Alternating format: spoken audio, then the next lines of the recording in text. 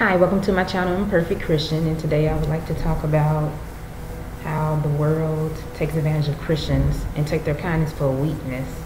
As I'm living my life, I've noticed that once somebody realizes that you're a Christian, they like to take advantage. They like to, I feel like, push your buttons in a way that's very ungodly because they know that you're kind. So let's say if you find somebody, you want to help them, so it's like, okay, let me take you to work.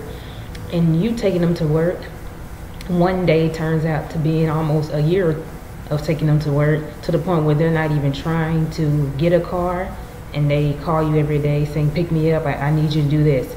It gets to the point where you feel like you're being used, and it gets to the point where you have to cut that person off.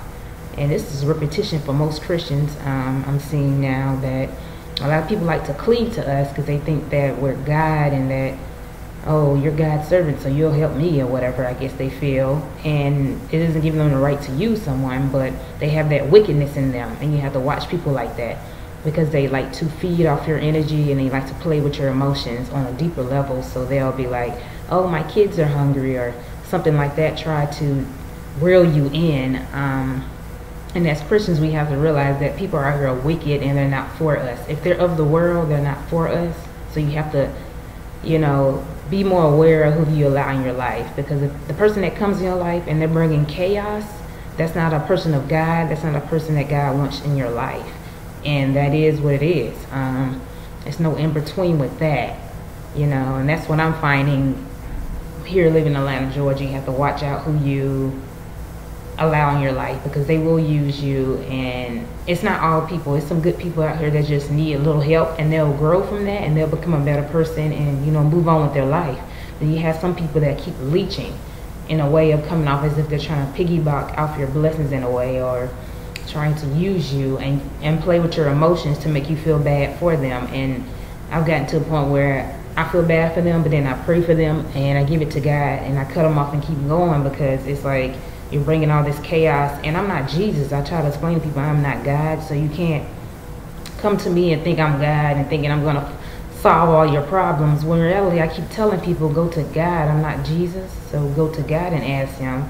And it's like when you tell someone worldly to go to God, they kind of looking at you crazy, like, what do you mean? God's supposed to provide for you. I'm not here to provide for you. God is here to provide. You're supposed to give your all and put all, and you go to your knees and ask Him to help you.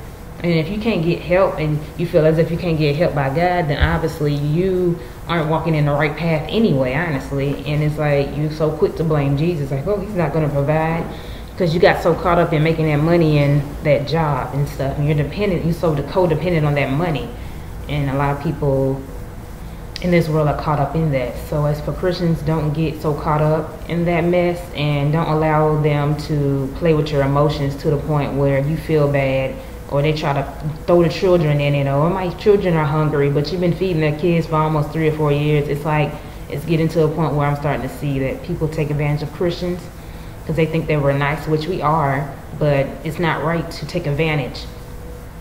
You need to put God first and stop taking advantage of Christians and thinking you can come with the cry wolf, or you can come with the, oh, my kids, or oh, I'm homeless, and all these things. But when we try to help you, you're not even trying to come up at all. You're not even trying to become a better person or find a job at least, and take care of yourself as a grown woman and man.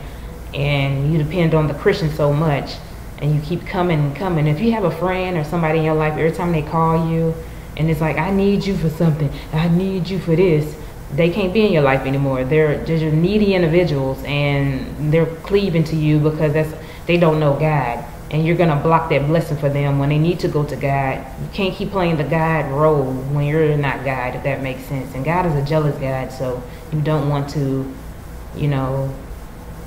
put yourself in that situation where you're putting God for, well, they're looking at you as a God because you're providing for them and you're paying their bills and you're helping them. When in reality, they need to focus on God. They really do.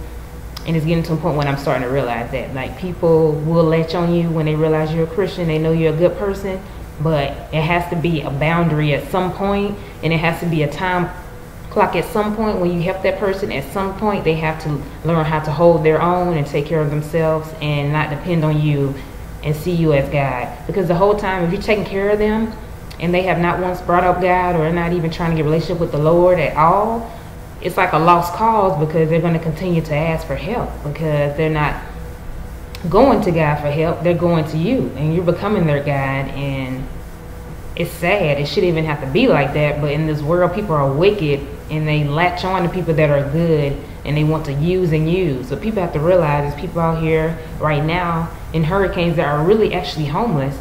You know, and the people in Georgia, y'all choose to be homeless, or maybe something bad happened to where you're homeless, and we try to help you, but you take advantage and you want to continue to use us, and it's not right. And I'm calling you out on your mess, because I'm starting to see it, and it's getting to a point where you're not going to keep using someone and taking their kindness for a weakness, because they are not your God, and you need to go to God for help. And that's how I really feel. Like, go to God for help. Stop going to human beings for help. You know, stop using them for 2 or 3 years. Stop living in a house not paying rent. Stop doing that. Stop hopping in their car, getting free rides and not paying no gas. But you got a job though. That's not right. That's ungodly, and I'm just tired of seeing it. So that's all I got to say.